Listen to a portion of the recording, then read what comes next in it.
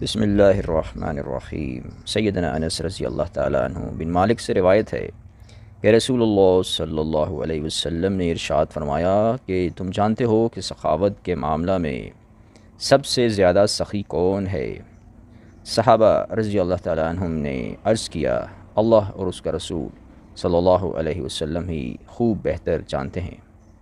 رسول اللہ صلی اللہ علیہ وسلم نے ارشاد فرمایا کہ اللہ تعالیٰ سب سے بڑا سخی ہے، اور میں بنی آدم میں سب سے بڑا سخی ہوں، اور میرے بعد سب سے بڑا سخی وہ شخص ہوگا جس نے علم سیکھا اور پھر اسے پھیلایا۔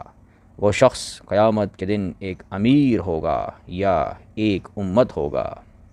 تشریح: ارشاد فرمایا سب سے بڑا سخی اللہ تعالیٰ ہے کہ دوست و دشمن سب کو رزق دیتا ہے۔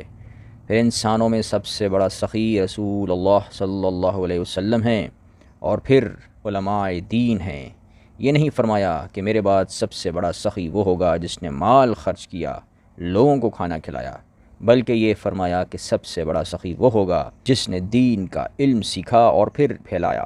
اللہ تعالی ہم سب کو علم دین سکھا دے اور پھر پھیلانے کی توفیق عطا فرمائے۔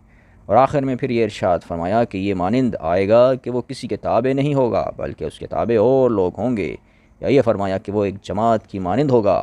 اس کا مطلب یہ ہوگا کہ وہ مخلوق اور اللہ تعالیٰ کے درمیان معزز و مکرم ہوگا۔